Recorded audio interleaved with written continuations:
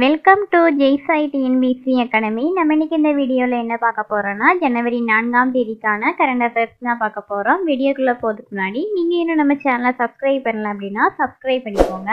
அப்படியே பக்கத்தில் இருக்கக்கூடிய பெல் ஐக்கானையும் கிளிக் பண்ணி வச்சுக்கோங்க. அப்போ தான் நான் எப்போல்லாம் வீடியோ அப்லோட் பண்ணுறேனோ அப்போல்லாம் உங்களுக்கு நோட்டிஃபிகேஷன் வரும். ஃபர்ஸ்ட் கொஸ்டின், சமீபத்தில் பாதுகாக்கப்பட்ட வேளாண் மண்டல பகுதியில் சேர்க்கப்பட்டுள்ள மாவட்டம் எது? Answer option D, Mayiladuthurai. பாதுகாக்கப்பட்ட வேளாண் மண்டல பகுதியில் மயிலாடுதுறை மாவட்டமானது சேர்க்கப்பட்டுள்ளது. ஏற்கனவே பார்த்தீங்கன்னா நெற்களஞ்சியத்தை பாதுகாப்பதற்காக தஞ்சாவூர், திருவாரூர் உள்ளிட்ட டெல்டா மாவட்ட பகுதிகளானது பாதுகாக்கப்பட்ட வேளாண் மண்டலமாக அறிவிக்கப்பட்டுள்ளது. தற்போது மயிலாடுதுறை மாவட்டமும் இந்த பட்டியலில் சேர்க்கப்பட்டுள்ளது. அதாவது புதுக்கோட்டை மாவட்டம் அறந்தாங்கி, ஆவுடையார் கோயில், மணமேல்குடி, திருவரன்குளம் ஆகிய ஊர்களுக்கு பிறகு மயிலாடுதுறை மாவட்டமும் இந்த பாதுகாக்கப்பட்ட வேளாண் மண்டல பட்டியலில் சேர்க்கப்பட்டுள்ளது. நெக்ஸ்ட் கொஸ்டின், நாட்டின் கிராமப்புற பகுதிகளில் எத்தனை வீடுகளில் குடிநீர் இணைப்பு வழங்கப்படவில்லை என்று மத்திய அரசு தெரிவித்துள்ளது? ஆன்சர் ஆப்ஷன் ஏ, 5.33 கோடி வீடுகள். கிராமப்புற பகுதிகளில் பார்த்தீங்கன்னா சுமார் 5.33 கோடி வீடுகளில் குடிநீர் இணைப்பானது வழங்கப்படவில்லை என்று மத்திய அரசானது தெரிவித்துள்ளது. மேலும் மத்திய அரசானது பார்த்தீங்கன்னா நிகழாண்டுக்குள், அதாவது 2024ஆம் ஆண்டுக்குள் நாட்டின் அனைத்து கிராமங்களிலும் உள்ள வீடுகளுக்கு குடிநீர் இணைப்பு வழங்குறதுக்கு இலக்கானது நிர்ணயித்துள்ளது. இதற்காக மத்திய அரசின் சார்பில் மாநிலங்களுடன் இணைந்து ஒவ்வொரு வீட்டிலும் குடிநீர் என்ற திட்டத்தை செயல்படுத்தப்பட இருக்கிறது. 2019ஆம் ஆண்டு ஆகஸ்ட் மாதம் வரைக்கும் பார்த்தீங்கன்னா நாட்டின் 16.81% கிராமங்களில் உள்ள வீடுகளில் தான் குடிநீர் இணைப்பானது இருந்துச்சு. தற்போது பார்த்தீங்கன்னா தற்போதுள்ள நிலவரப்படி, அதாவது 2023ஆம் ஆண்டு டிசம்பர் 25ஆம் தேதி வரைக்கும் உள்ள நிலவரப்படி பார்த்தீங்கன்னா நாட்டின் 72.29% கிராமங்களில் உள்ள வீடுகளில் குடிநீர் இணைப்பானது வழங்கப்பட்டுள்ளது. மேலும் இந்த பட்டியலில் கிராமங்களில் உள்ள வீடுகளுக்கு குடிநீர் இணைப்பு வழங்குவதில் மிகவும் பின்தங்கிய மாநிலங்களாக மேற்கு வங்கம், ராஜஸ்தான், ஜார்க்கண்ட் ஆகிய மாநிலங்கள் இதில் பின்தங்கி இருக்கு. மேற்கு வங்கத்தில் பார்த்தீங்கன்னா 40.69% வீடுகளில் தான் குடிநீர் இணைப்பு இருக்கு. அதே மாதிரி ராஜஸ்தானில் 45.33% வீடுகளிலும், ஜார்க்கண்ட் மாநிலத்தில் 47.57% கிராமங்களில் உள்ள வீடுகளில் தான் குடிநீர் இணைப்பானது வழங்கப்பட்டிருக்கு. தமிழ்நாட்டில் பார்த்தீங்கன்னா தமிழ்நாட்டில் 78.59% கிராமங்களில் உள்ள வீடுகளில் குடிநீர் இணைப்பானது வழங்கப்பட்டுள்ளது. மேலும் அனைத்து வீடுகளிலும் குடிநீர் இணைப்பு வழங்கப்பட்டதில் புதுச்சேரி, தெலுங்கானா, குஜராத், கோவா, அந்தமான் நிக்கோபார், தாத்ரா நகர் ஹவேலி, டாமன் டையூ, ஹரியானா, பஞ்சாப், ஹிமாச்சல பிரதேசம் ஆகிய மாநிலங்கள் மற்றும் யூனியன் பிரதேசங்களில் பார்த்தீங்கன்னா இங்கு உள்ள அனைத்து வீடுகளிலும் குடிநீர் இணைப்பானது வழங்கப்பட்டுள்ளது. இந்த மாநிலங்கள் மற்றும் யூனியன் பிரதேசங்களால பார்த்தீங்கன்னா 100% குடிநீர் இணைப்பானது வழங்கப்பட்டுள்ளது. நெக்ஸ்ட் கொஸ்டின், பிரதம மந்திரி விஸ்வகர்மா திட்டத்தினை அமல்படுத்திய முதல் யூனியன் பிரதேசம் எது? Answer option D, Jammu Kashmir.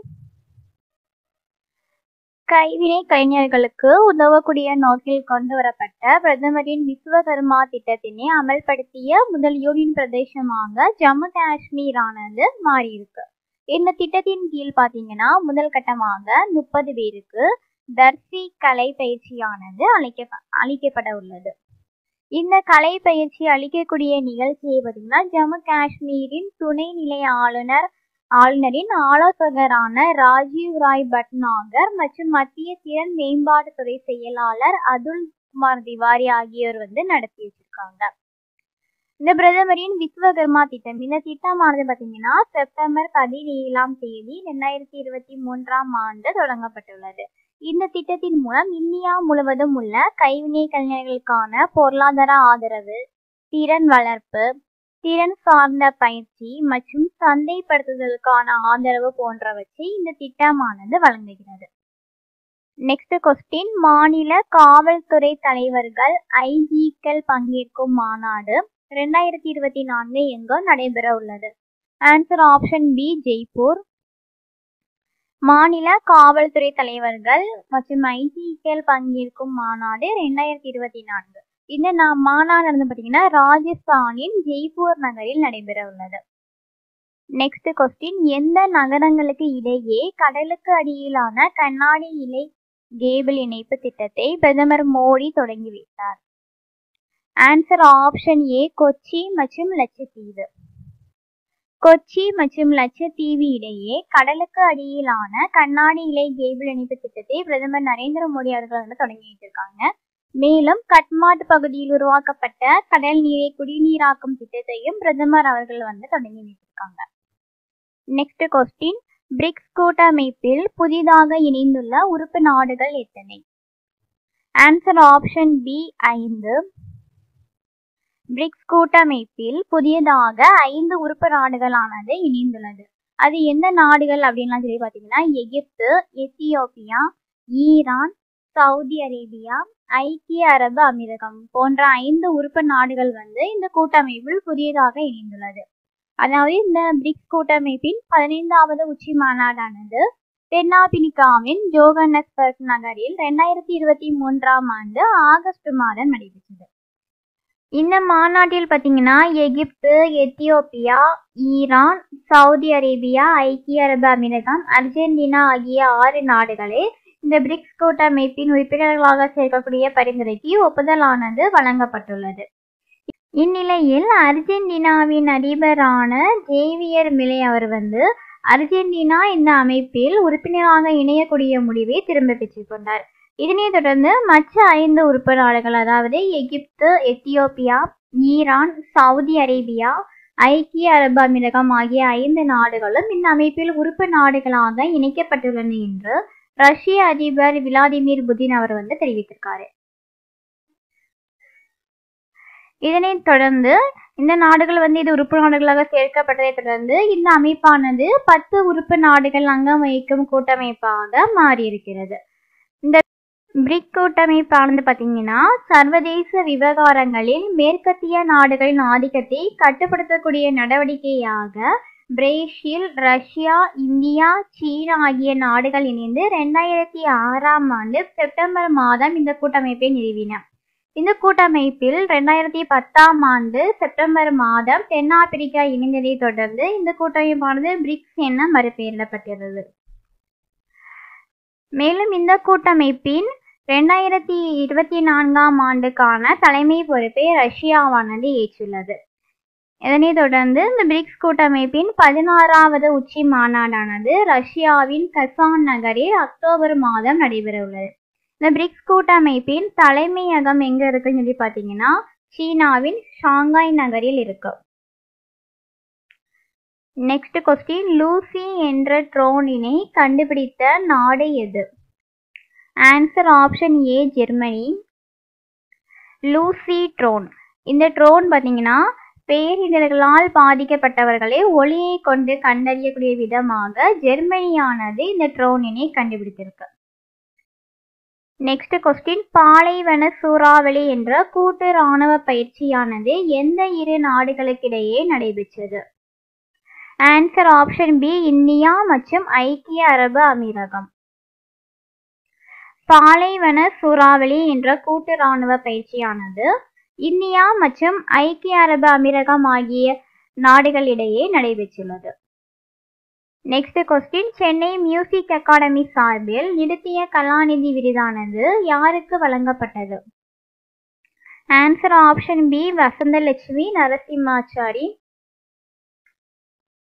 நிறுத்திய கலாநிதி விருது, இந்த விருதானது சென்னை மியூசிக் அகாடமி சார்பில் வசந்தலட்சுமி நரசிம்மாச்சாரி அவர்களுக்கு வந்து வழங்கப்பட்டுள்ளது. நெக்ஸ்ட் கொஸ்டின், 2024 முத்தமிழ் அறிஞர் கலைஞர் மு. கருணாநிதி பொற்கிளி விருது எத்தனை பேருக்கு வழங்கப்பட்டுள்ளது? Answer option A, 6. 47வது சென்னை புத்தக கண்காட்சியானது சென்னை நந்தனம் YMCA மைதானத்தில் நடைபெற்றது. இந்த புத்தக கண்காட்சியை இளைஞர் நலன் மற்றும் விளையாட்டு மேம்பாட்டுத்துறை அமைச்சரான உதயநிதி ஸ்டாலின் அவர்கள் தொடங்கி வைத்திருக்காங்க.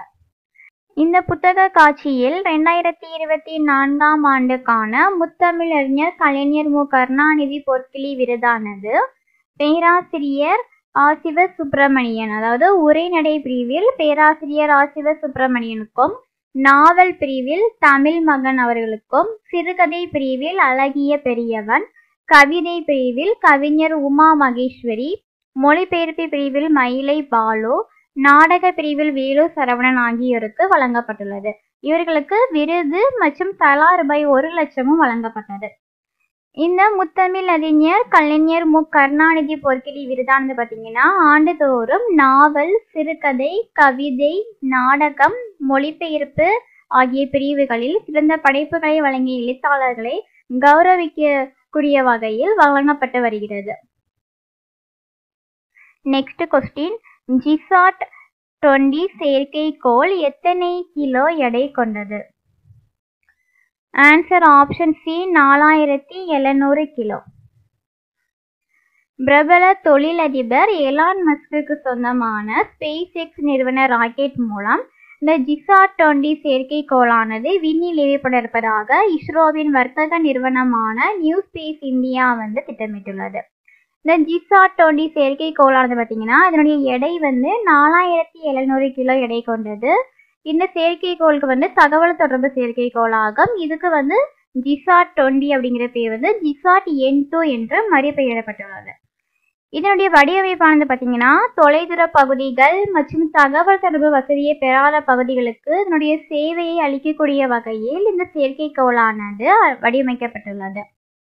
இந்த செயற்கைக்கோளானது பார்த்தீங்கன்னா NSIL மற்றும் ஸ்பேஸ் எக்ஸ் இடையே செய்து கொண்ட ஒப்பந்தத்தின் அடிப்படையில் 2024ஆம் ஆண்டு 2ஆம் பாதியில் ஃபால்கான் 9 ராக்கெட் மூலம் விண்ணில் ஏவப்பட இருக்கும். இந்த செயற்கைக்கோளானது நாட்டின் பிராட்பேண்ட் தகவல் தொடர்பு வசதிக்கான தேவையை பூர்த்தி செய்வதற்காக விண்ணில் ஏவப்பட இருப்பதாக இஸ்ரோவானது தெரிவித்துள்ளது. நெக்ஸ்ட் கொஸ்டின், 2024ஆம் ஆண்டுக்கான கேலோ இந்தியா விளையாட்டுப் போட்டிகள் எங்கு நடைபெற உள்ளது? Answer option B Tamil Nadu. 2024ஆம் ஆண்டுக்கான கேலோ இந்தியா விளையாட்டுப் போட்டிகளானது தமிழ்நாட்டில் சென்னை, கோவை, மதுரை மற்றும் திருச்சியில் ஜனவரி 19ஆம் தேதி முதல் 31ஆம் தேதி வரைக்கும் நடைபெற உள்ளது. நெக்ஸ்ட் கொஸ்டின், உலக பிரெய்லி தினம் எந்த நாளில் அனுசரிக்கப்படுகிறது? ஆன்சர் ஆப்ஷன் டி ஜனவரி 4. ஜனவரி 4 உலக பிரெய்லி தினமானது அனுசரிக்கப்படுகிறது. பிரெய்லி அப்படின்னு பார்த்தீங்கன்னா பார்வையற்றவர்களால் பயன்படுத்தப்படும் தொடுதிறன் எழுத்து முறையாகும்.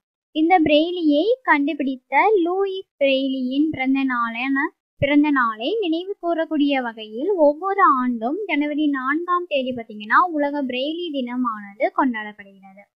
அதன்படி இந்த ஆண்டுக்கான தீம் என்னன்னு சொல்லி பார்த்தீங்கன்னா empowering through inclusion and diversity. Next question, உலக ஹிப்னாட்டிசம் தினம் எந்த நாளில் அனுசரிக்கப்படுகிறது? ஆன்சர் ஆப்ஷன் டி ஜனவரி 4. ஜனவரி 4 உலக ஹிப்னாட்டிசம் தினமானது அனுசரிக்கப்படுகிறது. இந்த ஆண்டு இந்த தினத்துக்கான தீம் பார்த்தீங்கன்னா discovering tranquility, unveiling the power of hypnotic wellness. அவ்வளோதான் ஃப்ரெண்ட்ஸ், ஜனவரி 4ஆம் தேதிக்கான கரண்ட் அஃபேர்ஸ் பார்த்து முடிச்சாச்சு. இந்த வீடியோ உங்களுக்கு யூஸ்ஃபுல்லாக இருந்துச்சுன்னா இந்த வீடியோக்கு லைக் பண்ணிக்கோங்க, உங்கள் ஃப்ரெண்ட்ஸுக்கு ஷேர் பண்ணிக்கோங்க.